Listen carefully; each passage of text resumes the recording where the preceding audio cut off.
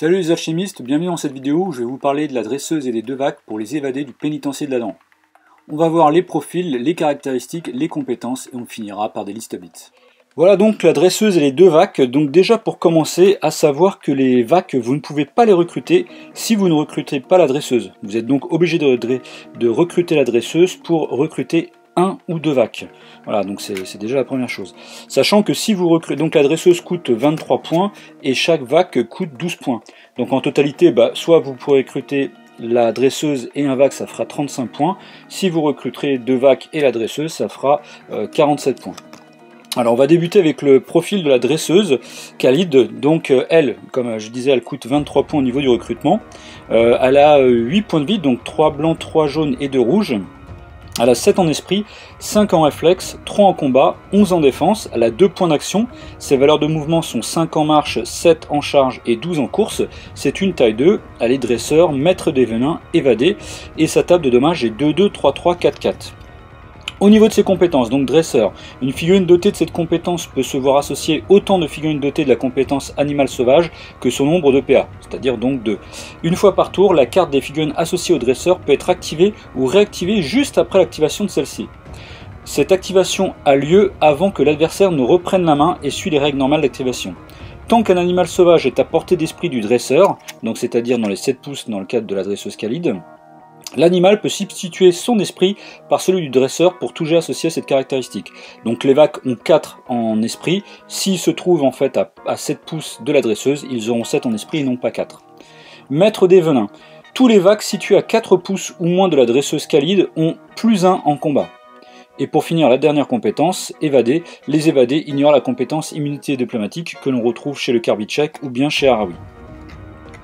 Ensuite, on passe à la carte des vacs. Donc, il y en a 2. Voilà, donc eux, ils sont recrutables bien sûr chez les évadés et aussi chez le cartel du sabre.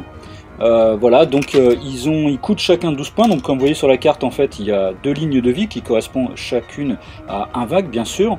Donc, eux, ils ont 7 points de vie, donc 3 blancs, 2 jaunes et 2 rouges. Ils ont 4 en esprit, 4 en réflexe, 3 en combat, 10 en défense, ils ont 2 points d'action, leurs valeurs de mouvement sont aussi 5, 7, 12, ce sont des tailles 2, ils ont la compétence animal sauvage, venin, agile, et leur table de dommages est 1, 2, 2, 2, 3, 3. Au niveau des compétences, donc animal sauvage.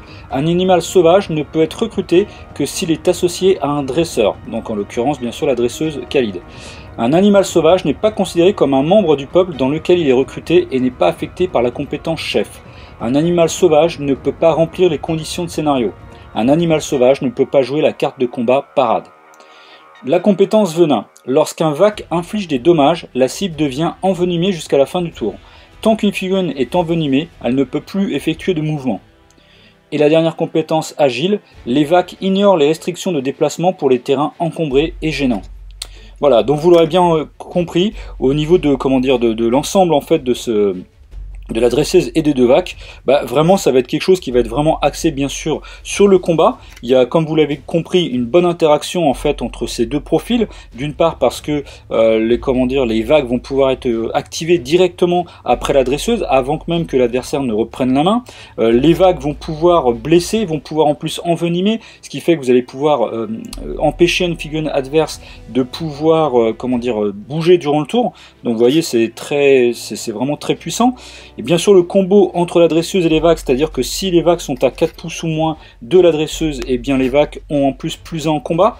Voilà, donc et puis la dresseuse elle-même, elle n'est pas en reste au niveau du combat aussi, parce qu'elle a quand même 5 en réflexe, bon 3 en combat c'est une valeur normale, elle a quand même 11 en défense, donc un peu plus difficile à toucher, et puis sa table de dommages de 2, 3, 3, 4, 4 est quand même plutôt pas mal.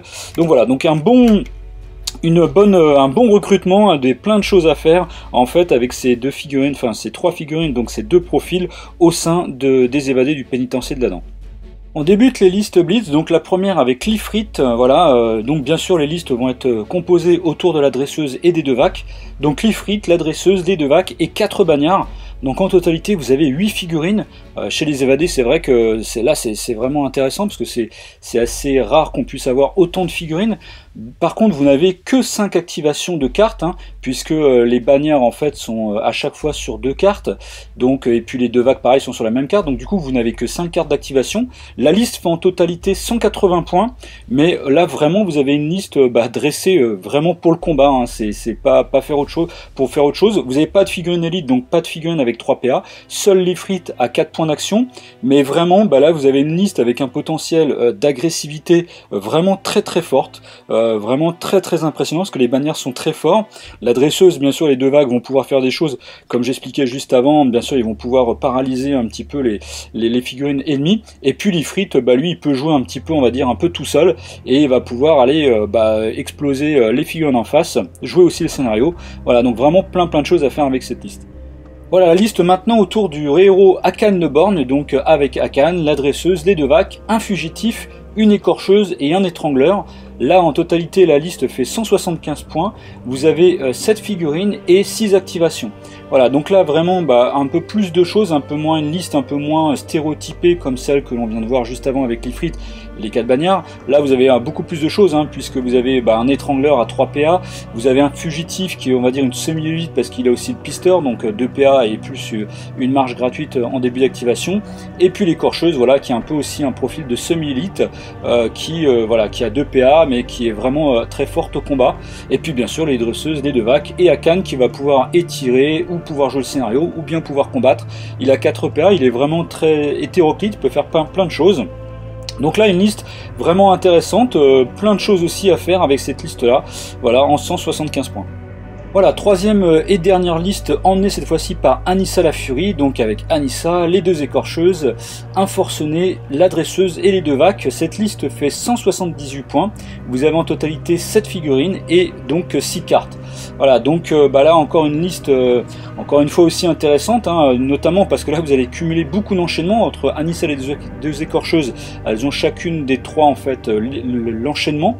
Voilà, et puis bien sûr le forcené qui est lui aussi une figurine élite avec 3 PA.